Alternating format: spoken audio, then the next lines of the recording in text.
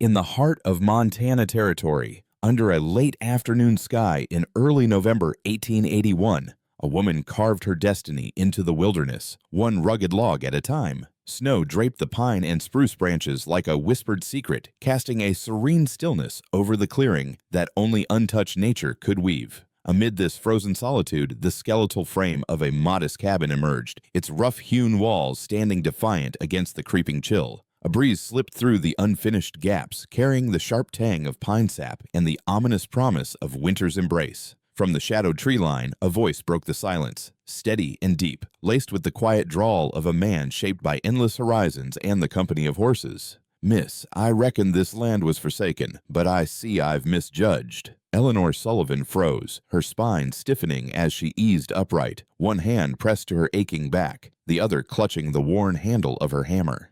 Her gaze swung toward the sound, finding a lone cowboy astride a bay gelding, its hooves restlessly pawing the frosted earth. Her pulse quickened. How long had it been since she'd seen another soul? Over a week, surely, since the Kowalskis' last visit with their meager gift of flour and a caution about the looming snow. Her eyes sharpened, wary. "This is my land. If you've strayed, turn west. There's nothing for you here." The man, tipping his hat with a gesture of quiet respect, replied, "No trouble intended, ma'am. I'm Clayton Hartwell from the Circle H Ranch, 10 miles north, just tracing the boundary." His gaze lingered, tracing the unfinished cabin to the tattered gloves encasing her hands. "Didn't think to find someone building out here alone." Eleanor's stare remained unyielding. "I choose solitude." Clayton slid from his saddle with a fluid grace, guiding his horse nearer, yet maintaining a cautious distance, his boots crunching softly on the icy grass. "No offense meant, ma'am. It's just, most women wouldn't take on such a task." Could she trust this stranger's intent, or was the wilderness her only true ally? Following the tense exchange of the previous moment, Clayton's gaze drifted from the framed wall to the subtle swell of Eleanor's belly. His voice carried a cautious edge. "This kind of labor, especially in your state." She cut him off, her tone sharp as she gripped the hammer once more. "I didn't come here to conform to what most women do." With a steady, resolute strike, she drove a nail into the wood, her breath curling like smoke in the frigid air. "I came to carve out a new beginning." Clayton lingered, observing her for a heartbeat longer before stepping back, his hands raised in a gesture of peace, as if to prove he meant no harm. "Fair enough," he conceded. "I only thought you might welcome a hand with the heavier burdens. Bearing a child while raising a cabin, how fierce must your spirit be to shoulder both?" Her response was immediate, unwavering. "I've got strength in spades. What I lack is time for handouts." She turned away, hoisting another log plank into position. Her movements, though burdened by the life growing within her, held an unyielding determination. She would not falter. Clayton's eyes traced her form, noting the defiance in her stance, but also something deeper, a quiet exhaustion masked by pride. This wasn't a woman crumbling under pressure. This was a woman stitching her world together with sheer resolve. "It's not pity I'm offering," he said at last, his voice earnest. "Only respect." Eleanor paused, her hammer falling silent as the plank settled into place. Then for the first time, she truly met his gaze. What did she see in those weathered eyes? A man shaped by privilege, yet marked by sorrow. His attire was neat, but his hands bore the scars of toil. And, in his expression, flickered something rare empathy. Her voice softened, though her words remained firm. "I've had my fill of those eager to mend what isn't broken. I'm not shattered. I'm constructing." Clayton gave a slow nod, a silent acknowledgement. He swung back onto his horse, but before guiding it toward the aspen grove, he hesitated, as if weighing whether to speak again. As the stranger's parting words lingered in the air, Eleanor remained silent, her gaze fixed on his retreating figure until he melted into the shadowy embrace of the trees. Only then did she slump against the jagged edge of the half-erected wall, a long, shuddering breath escaping her lips. Within her, the child nudged gently, a tender ripple beneath her skin. Her hand instinctively cradled the swell of her belly, her eyes still tethered to the spot where he had vanished. "That's no wandering soul who stumbles upon a place like this by chance," she whispered to the wind. And, though she buried the thought deep, her heart quivered, not with dread, but with something far more perilous. Could it be hope? How could such a fragile thing dare to bloom in a heart so weathered? 3 days later, the dawn painted the frozen prairie in hues of pale gold, its long shadows stretching like ghostly fingers across the earth. Eleanor stood at the foot of her unfinished cabin, a slab of rough-hewn pine weighing heavily on her aching shoulder. Each breath dragged a dull pain through her lower back, her fingers numbed by the biting cold and ceaseless toil. The baby had settled lower in recent days, its presence a constant burden that turned every chore into an insurmountable peak. Yet she pressed on. She had no choice. She had hammered the foundation stakes with her own blistered hands, dragged each log from the forest with nothing but a borrowed cart and sheer will. Her root cellar brimmed with tightly packed provisions, and the chimney now drew smoke with a steady grace. But the walls remained incomplete, and the whispering snow foretold harsher trials ahead. Dropping the plank with a strained grunt, she gasped as a sharp pang sliced through her side. "You're pushing beyond your limits," came a voice, low and achingly familiar, jolting her from her struggle. Whirling around, heart pounding in her chest, she found Clayton Hartwell standing at the clearing's edge, his bay horse beside him. In his arms, he cradled a bundle wrapped in checkered cloth. Today, he shed the formality of before no vest, no gloves, just the raw, unpolished presence of a man who seemed to belong to this wild, untamed land. As the morning chill lingered from the previous moment of quiet tension, Eleanor stood resolute, her wool coat draped over her weary frame, her eyes heavy with burdens unseen. Her fingers clenched the hammer tighter, a silent shield against intrusion. She hadn't sought companionship, hadn't whispered a plea for aid, yet there was Clayton, his voice soft as the dawn, murmuring, "No, you didn't ask, but I thought I'd come regardless." With a measured step he approached, laying a modest bundle atop a weathered stump. "My mother sent tea for your nausea, and tiny clothes she knitted with care. She insisted, even knowing you'd likely push them away. She's stubborn like that." Eleanor's gaze fixed on the bundle, unmoving. As if it held secrets she wasn't ready to unravel. Clayton's eyes wandered to the cabin walls she'd crafted, a testament to her grit. "It's coming together," he observed, genuine awe in his tone. "You've built this all on your own?" A sharp nod was her only reply. "Every single nail." His voice warmed with respect. "Remarkable. And painful, I'd wager," he added, glancing at her swollen belly and the calloused hands that bore her struggle.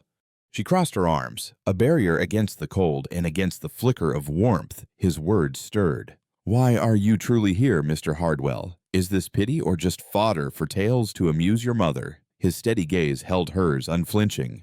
"I'm here because I chose to be, because I can't bear the thought of you enduring this ache alone when you don't have to." Her retort was swift, voice taut with defiance. "I'm no charity case."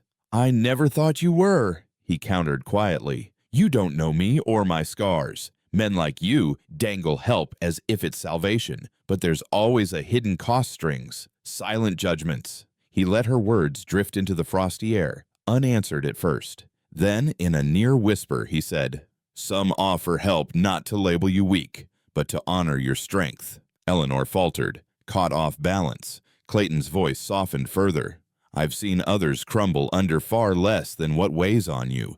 Yet here you stand, forging something tangible, unseen, unpraised. That's not frailty. That's a rare, fierce spirit. How could anyone not see it?" Eleanor swallowed, her throat parched as if she'd trekked a desert. "I won't linger," he murmured, motioning toward the small bundle in his hands. "Just figured you might welcome some tea, and perhaps a quiet nudge that not every soul who wanders here aims to mend or possess you." Her gaze flicked to the bundle, then settled on him. The raw sincerity in his tone struck deeper than any honeyed words ever could. He truly meant it. Could such honesty exist in a world so often cloaked in pretense? "You can set it there," she managed at last, her voice steadier than she felt. With a single nod, he turned and strode back to his horse, his figure receding into the shadowed woods. She watched, her heartbeat thundering over the restless wind. Only when he disappeared did she exhale, a long, trembling breath she hadn't known she'd trapped inside. Stepping to the weathered stump, she unfolded the cloth with cautious fingers. Nestled within were 3 delicate knit pieces, tiny garments of soft yellow wool, crafted with tender precision, alongside a tin of tea leaves carrying whispers of ginger and mint. For the first time since her boots touched Montana's rugged soil, a fissure split through the armor around her heart. Not a collapse, but a crack just enough to let a sliver of warmth seep in. A week later, the wind returned with a vengeance, sneaking through the gaps in the unfinished cabin walls, shaking loose nails like the clatter of forgotten bones. Eleanor sat near what would one day be a hearth, a mere outline of stones marking its promise. Her hands, raw from wrestling timber, ached as her breath fogged in the chill. Across from her, Clayton knelt, placing another log on their modest pile. They'd toiled together all morning in companionable silence. No grand promises, no wasted words, just the steady cadence of hammers and the occasional shared chuckle when a stubborn board snapped in defiance. He offered her the canteen. She accepted without a second thought. "You're hauling twice your weight now," he remarked, brushing sawdust from his sleeves. She met his gaze, a quiet resolve in her eyes. "I had to," she answered, her stare drifting into the distance, heavy with unspoken burdens. As the bitter wind swirled around the fading embers of a struggling fire, I knew I couldn't afford to wait for a savior. There was no time for hesitation. Beside me, Clayton huddled closer, drawing his worn coat tight against the chill. I couldn't meet his eyes as I spoke, my voice a fragile thread in the frosty air. I was wed in Boston, a grand affair, ivory gloves, cascades of roses, every detail perfection. Yet a mere 6 months later, he walked away, claiming the child I carried wasn't his. Clayton's gaze shifted, slow and inscrutable, as I pressed on. I never confessed the truth, never told him the child was his, that the timeline matched. What was the point? He was gone before the words could form.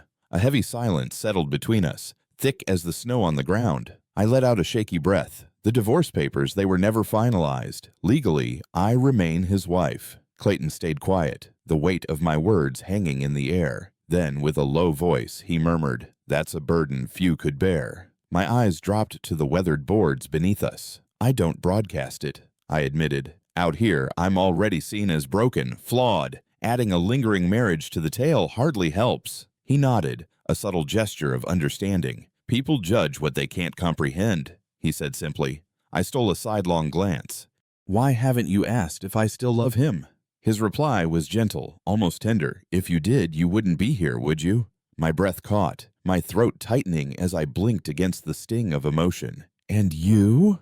I whispered, barely louder than the wind. "You don't seem the type to wander alone for mere solitude." His gaze drifted to the snow-draped hills. Her name was Sarah, my wife. We wed young, too young, perhaps. She lived for the thrill of racing horses. One morning, she pushed a gelding too hard, snapped her neck on the ridge near our ranch. My heart froze as he spoke. I found her myself. I was only 28. 5 winters have slipped by since that bitter chapter closed. Since then, I've ridden across these endless plains, mended broken fences under relentless skies, and kept my heart locked away in solitude. It's not fear of love that holds me back, but a weary doubt about its purpose. She gazed at me, her eyes soft with understanding, and murmured, "I'm sorry." My voice echoed hers, heavy with shared sorrow. "So am I," I replied before adding, "Yet here I stand, and here you are." Outside, the wind wailed like a restless spirit, flinging snow in wild, ghostly swirls through the cabin's gaping doorway. They toiled on for hours, a quiet partnership blooming amidst the labor. He carved sturdy boards for the roof's skeleton, while she measured timber for the door with careful precision. Their actions wove together in an unspoken rhythm, a fragile dance they dared not name for fear of shattering it. As the sun sank behind the jagged peaks, bathing the valley in deep lavender shadows, they paused, settling on the unfinished porch. Alelonena drew her shawl tight around her waist, her gloved hands quivering from the day's strain. Clayton extended his coat, a silent gesture of care. She declined at first, but after a heartbeat of hesitation, her voice emerged, soft as a whisper on the breeze. "It feels safer to face the world alone, doesn't it? But isn't it just a deeper kind of loneliness?" Clayton turned to her, his gaze neither pitying nor claiming, but something solid, something warm. "Maybe," he answered, and for once the wind sighed gently through the timber walls, as if choosing, just for a moment, to let them be. Late autumn descended, the valley alive with curling gusts that bore whispers on their wings. By the time the first frost kissed the tall grasses near Eleanor's cabin, those winds carried more than chill. They bore voices, shards of gossip tinged with intrigue and scorn, seeping into town with every creaking wagon. They spoke of a woman braving the wilds alone, too proud for handouts, too defiant to bend to society's rigid frame. Yet louder still were the murmurs of Clayton Hartwell, the rancher's son, seen too often riding south, lingering too long by a half-raised home, and a connection no one could quite define. What could draw two solitary souls together in such untamed lands? As the whispers of judgment lingered from the previous days, Eleanor could still feel the weight of the townsfolk's sidelong glances. At the general store in Willowbrook, where she bartered eggs for flour, the clerk's once warm smile had turned thin and guarded. Even the Kowalskis, with their gentle hearts, had grown distant, their words sharp and sparse. She feigned ignorance, burying the sting, until one frigid morning when the earth lay unyielding beneath her worn boots, and the air bit with the scent of pine and hidden truths. A strange carriage rumbled into her quiet clearing, its presence an intrusion into her solitary world. From it emerged a woman who carried herself with the authority of a queen. Her coat, a luxurious imported wool draped elegantly over her frame, paired with soft lambskin gloves. Her hair, an intricate crown of twists, whispered of wealth, of maids and grand drawing rooms. "Miss Sullivan," she declared with a voice as crisp as the winter air, her eyes scanning the humble porch with thinly veiled disdain. "I am Victoria Morrison. I trust my name has echoed in your ears, even if we've not been formally introduced." Eleanor stood silent at first, her hand resting protectively over the curve of her growing belly. "I know of you," she answered, her tone steady as a rock against the tide. Victoria's piercing gaze roamed over the cabin, the sawdust, the bare, unpainted walls before locking onto Eleanor. "Then I'll be brief. Whatever this entanglement is with Mr. Hartwell, it must cease." Eleanor's chin rose defiantly. "There is no entanglement." "Then sever the connection. His visits are frequent. Tongues wag. His family's honor is tarnished in every drawing room from Willowbrook to the far counties." Victoria's smile was sharp, fragile as glass. "You've welcomed his presence, haven't you? His aid. And now my betrothed delays our wedding, while whispers question if he's tied to another man's child." Eleanor's pulse thundered, yet her voice remained unwavering. "He's a free man, Miss Morrison. I've neither lured nor bound him. Can a heart be blamed for kindness shown?" As the echo of the previous confrontation lingered in the crisp air, Victoria advanced with a gaze sharp enough to cut through the morning fog. She didn't crave wealth or titles from him, only his fleeting glances, his precious hours, his untarnished name. "You paint me as cold, as if I'm blind to struggle," she declared, her voice steady, yet laced with a tremor of conviction. "But I see it. What I cannot abide is a scandal unfurling before our very eyes, tarnishing honorable men through misguided gallantry." Eleanor's hands clenched, her nails biting into her skin as a silent storm brewed within. "I carved this life from nothing," she countered, her words raw with defiance. "I split every log for this cabin, stitched garments for a child who'll never know a father's name. All I sought from your betrothed was a shred of compassion. I've hidden myself away." Victoria's retort sliced through the chill. "Yet your shadow still clings to him. Your quiet only fuels the darkest whispers of the town." She inhaled sharply, her breath a ghostly wisp in the frosty dawn. "Leave this place. Sell this patch of earth. Flee eastward, or melt into some distant village that might embrace a woman bearing your burdens. But you cannot remain here. Not where his eyes can find you, not where his future crumbles under vicious tales." Eleanor's cheeks burned with a rising fury. "You don't possess him," she cried. Victoria's response was measured, piercing. "I know the ways of this world. Men are ensnared by ideals, by tragic tales of resilience cloaked in pain, but they wed decorum. They choose the smoothest road." She retreated a step. "Spare him, spare us all, before this spirals into ruin." As the carriage's rumble faded into the woodland, silence reclaimed the clearing. Eleanor stood rooted to her porch, the cold gnawing through her thin shawl, her breaths uneven and sharp. Later, she'd sweep the weathered boards, reorder the logs Clayton had split, and warm her hands with bitter tea while feeling the baby stir within. But in this moment, she was a statue of sorrow, her frame trembling, "Hurricane entry," her heart a crushing weight. How could one endure such relentless judgment? As the narrative weaves onward from the raw echoes of her labor, with every timber she'd hefted, Eleanor gazed into the untamed wilderness that had become her sole sanctuary. In a voice barely above a breath, she murmured to the empty air, "Am I shattering the heart of the only man who ever saw me without a trace of pity?" Winter had crept in early, its snowfall a relentless whisper across the land. The earth lay silent, draped in a pristine shroud of white. The storm, though gentle, was unyielding, adorning the trees with delicate, lace-like frost, while tendrils of chimney smoke spiraled quietly above her modest cabin. Inside, Eleanor sat huddled by the crackling fire, her hands cradling a tin cup of tea, now cold as the doubts chilling her soul. Days had passed since Victoria Morrison's piercing visit, since those cutting words sliced through her fragile armor, leaving behind a wound deeper than fear itself uncertainty. With every mournful howl of wind through the pines, she steeled herself for another clash. Would Clayton storm in with fury in his tone or sorrow in his gaze? Yet when he finally appeared, he bore neither. The sound of hooves crunching snow reached her before his knock, a rhythm as familiar as her own heartbeat. She flung the door open before his hand could meet the wood. Snowflakes danced off his broad shoulders and the brim of his weathered hat, his coat a canvas of white, his cheeks flushed with the bite of frost and the fire of purpose. "Eleanor," he spoke, his voice a steady murmur, "we need to speak." Reluctantly, she stepped aside. "You shouldn't be here." "I'm exactly where I belong," he countered, crossing the threshold. The firelight played across his face as he peeled off his gloves with a newfound certainty. No wavering, no timid doubt, only determination. She lingered by the hearth, arms crossed protectively over her stomach, as if guarding both herself and the fragile life within from the storm of words she feared would follow. "I went home," he started, "and told my father the engagement is over. I made it clear I won't." As the weight of the previous moment lingered in the air, Clayton's resolve burned brighter.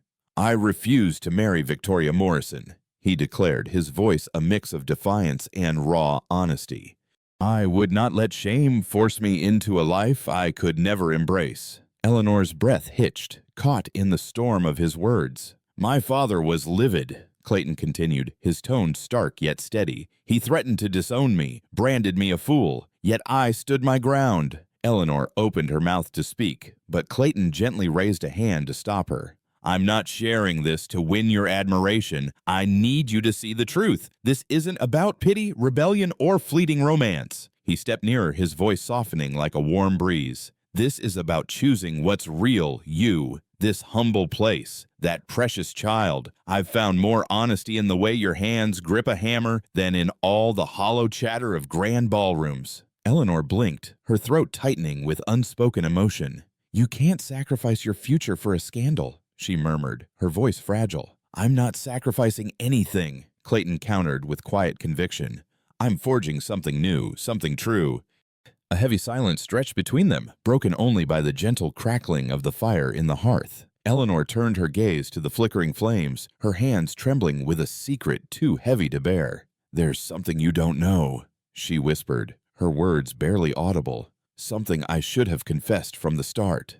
Clayton waited, his silence a pillar of unwavering patience. "I am not divorced," she admitted, the confession tearing at her. "Legally, I remain bound to Charles Whitmore, the man who abandoned me the instant I revealed I was carrying his child." Clayton's brow creased, though he held his tongue. "I thought it was finished. I fled Boston with unsigned papers, assuming he'd file them, but no decree ever came. I lacked the strength to pursue it. I just wanted to vanish." She turned to him, her eyes glistening with guilt and a shadow of shame. "I am not a widow. I am not free.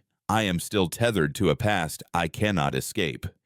How could she burden him with such a tangled truth? Following the heavy silence of revelations, the air between them seemed to crystallize, each word Eleanor had spoken cutting through like a blade of ice. She stood there, burdened by the truth of her status another man's wife in the eyes of a merciless law. Yet Clayton, undeterred by the bitter weight of her confession, closed the distance between them with a resolute step. His presence was a quiet storm as he reached for her trembling hands, his own rough and weathered from years of toil, hands that had carved a life from the raw wilderness. "Do you truly believe this alters the depth of my heart?" he murmured, his voice a tender undercurrent against the harshness of reality. Eleanor flinched, attempting to withdraw, but Clayton's grip remained steadfast, gentle, yet unyielding. "If anything, it fuels my resolve to stand by you, to fight for you with every breath I possess." Her breath caught in her throat, a fragile gasp amidst the turmoil. He continued, eyes alight with conviction. I've witnessed the storms you've weathered, the silent sacrifices you've borne. Yet here you are, unbowed, still forging ahead. How could anyone see that as weakness? No, Eleanor, you are the embodiment of courage. I have nothing to give, she whispered, her voice barely a thread in the frosty air. Not a name, not a future, only this endless snow, this quiet, and a child yet to draw breath. Clayton's gaze softened, unwavering. You've given me honesty, something raw and true. That's a treasure I've never known before. Her eyes lifted to meet his, searching, and found not a trace of pity, but a fierce, unapologetic love staring back. Behind them, the fire sputtered and danced, casting flickering shadows as the wind moaned against the cabin's sturdy walls. For the first time since fate had turned its cruel face upon her, Eleanor felt the crushing weight in her soul begin to lift, not vanish, but lighten, as if carried by another. Clayton's hand remained clasped around hers, a silent vow in the cold night. Outside, the deep winter held its breath, the wind weaving through the pines, moonlight glazing the snow-draped clearing in silver. The cabin stood resolute, a pulsing defiance in the heart of the wild, framed by skeletal trees and the distant haunting murmur of wolves. Inside, Eleanor Sullivan sat, her spirit caught between despair and the fragile flicker of hope. As the echoes of their last conversation lingered in the air, Eleanor stood by the intricately carved cradle, her fingers curled tightly around its worn rail, her heart thundering with a feeling too complex to define. It wasn't fear, nor was it joy, but a tangled emotion like a breath trapped in her chest, aching for release. By the hearth, Clayton's silhouette loomed, his shadow reaching toward her like a silent vow, heavy with unspoken words. "You shouldn't have returned," she murmured, her voice barely above a whisper, laden with a quiet ache. He didn't stir, didn't flinch.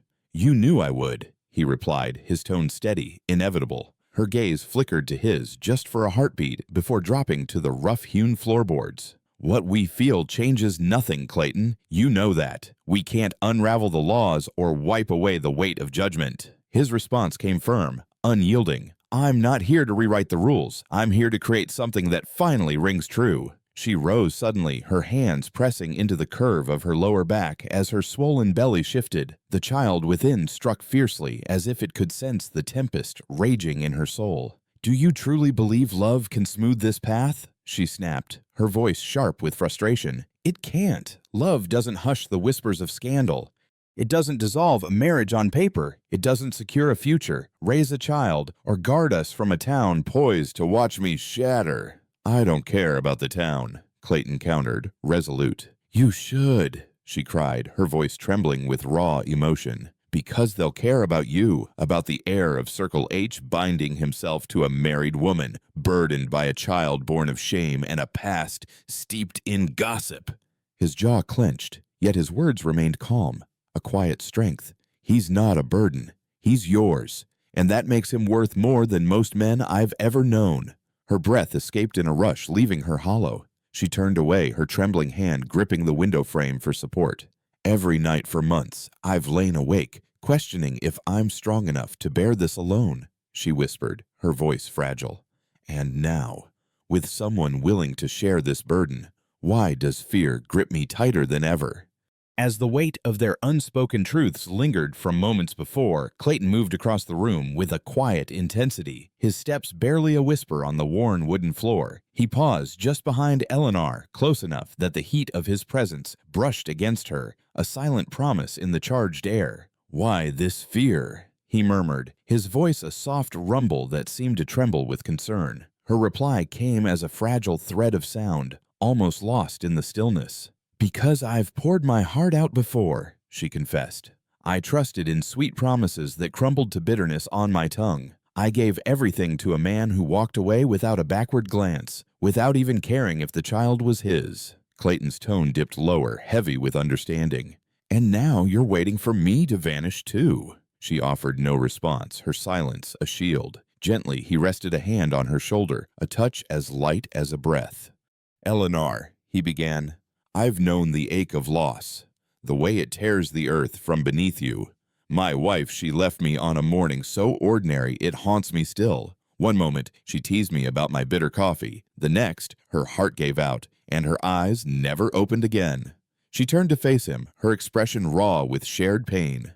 I laid her to rest beneath a cottonwood tree, he continued, his voice rough with memory. Since then, I've walked through life expecting nothing, until I rode into your world and saw you wielding a hammer with the ferocity of a storm. My God, how could I not be struck by that fire? A laugh, sharp and broken, escaped her, mingling with a sob. You're not just a stranger I found, he said, cradling her face with a tenderness that belied his strength. You're the warmth I didn't know I craved. I won't let outdated rules or timid souls steal this from us. Her hands rose, trembling, to grasp his wrists, not to push him away, but to hold on.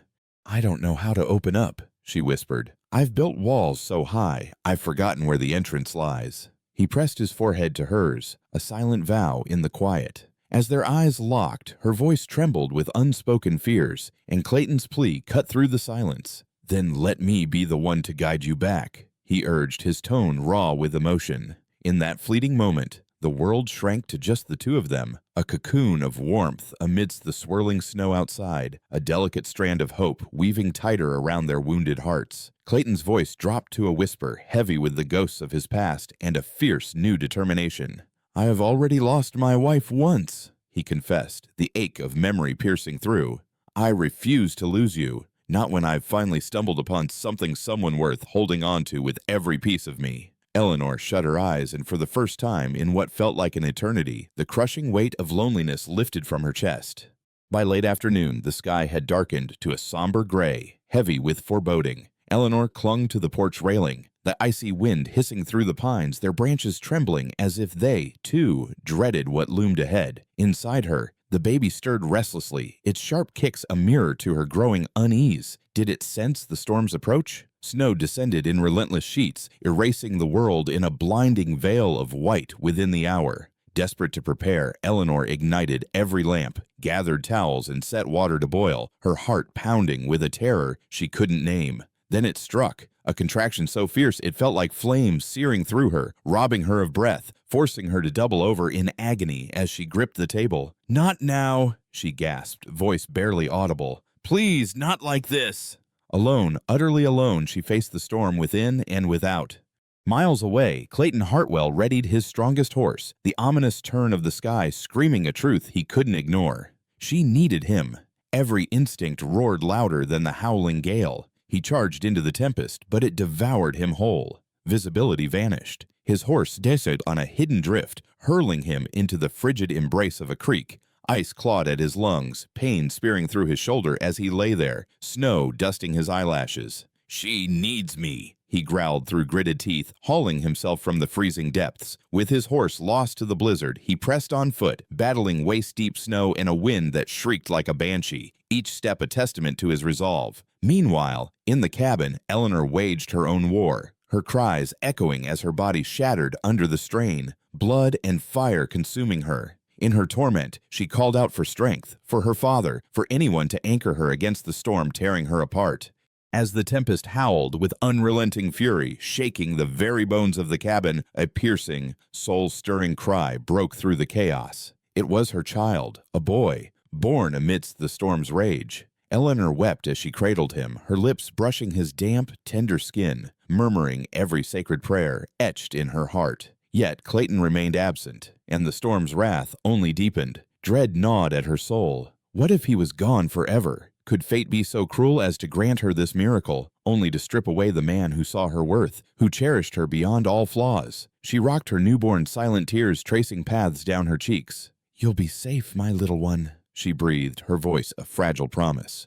"Even if it's just us." Then a knock, soft at first, then insistent, shattered the stillness. Her heart stopped. The door creaked open, and there stood Clayton, drenched in snow, blood staining his shirt, his face etched with agony. "Clayton!" she gasped, disbelief and relief colliding within her. He staggered inside, collapsing to his knees by the fire, steam curling from his sodden coat, his breath shallow and labored. Then his weary eyes found the baby, their gazes locked, unspoken words weaving between them. With a trembling hand, he reached out, grazing the tiny fist nestled against her chest. "Looks like you forged a family, Miss Sullivan," he whispered, voice raw with emotion. "May I be part of it?" Her throat tightened. She could have refused, perhaps she should have, but instead she gently placed the child into his arms. "Only if you're certain," she murmured. "I've never been more certain," he replied, unwavering. Outside, the snow fell in endless sheets. Inside, a different warmth bloomed, a fragile, precious home. A promise, a beginning neither had dared to imagine. Eleanor felt the weight of solitude lift. She was no longer alone. Spring's first whisper came not with blossoms or thawing ice, but with the yielding earth beneath her boots. Mud clung to her steps, a quiet embrace. Birds trilled once more, and the scent of pine sweetened under the sun's gentle caress.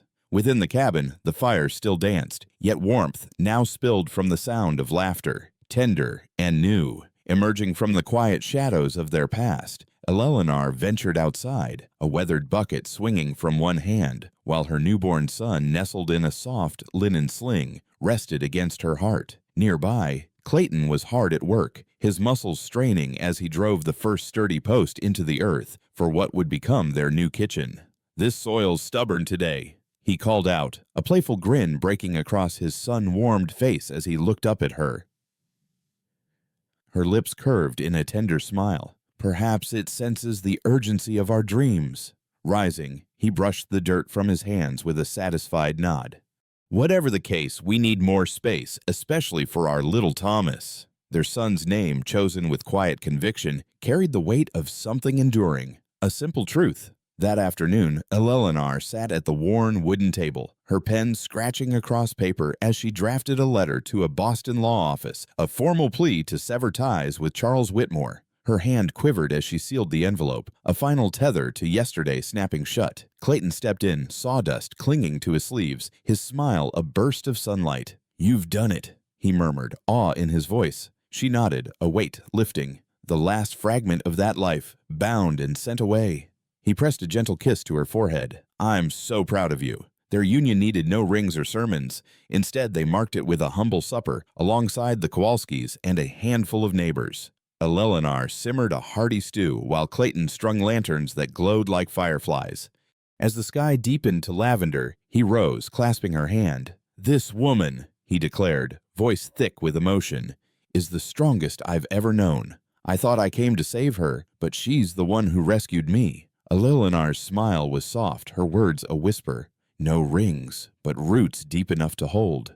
Tin cups clinked in a toast. And out here, love was measured in shared labor, not parchment. Days later, Eleanor stepped into the fading light to find Clayton fastening the final touch to the kitchen door. She'd wondered about his secretive project, but he'd only teased her to wait. Now she saw it. A horseshoe, reshaped with care, bolted as the handle. "Found it warped by the pasture," he said, his eyes glinting with quiet pride. Could a simple piece of iron carry so much hope? What seemed mere debris at first revealed its potential under tender care. She ran her fingers along its rough edges, feeling the hidden strength beneath.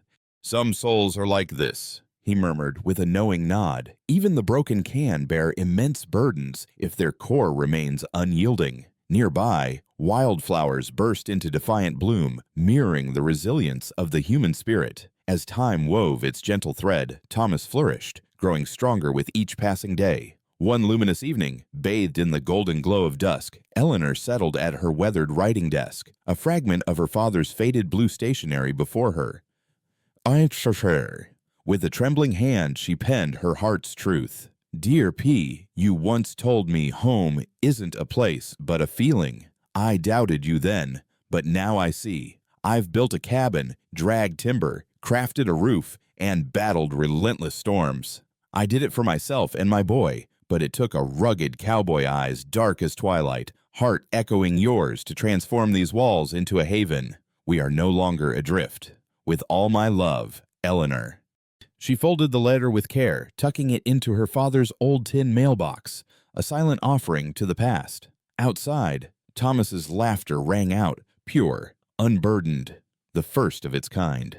Clayton, mending a fence post, lifted his gaze, a quiet smile breaking through. Eleanor approached, her baby cradled close, her heart brimming with unspoken joy. The breeze whispered through the pines, carrying the scent of renewal and unspoken promises. Spring had arrived, unfurling dreams she'd once deemed impossible. Oh, how could one not marvel at such transformation? Have you ever felt a longing so deep it reshapes your very world? Love in the untamed West was never a gift bestowed lightly. It was forged with sweat and splintered pine, carved from sleepless vigils and whispered hopes, from wounds left unspoken until someone lingered long enough to hear.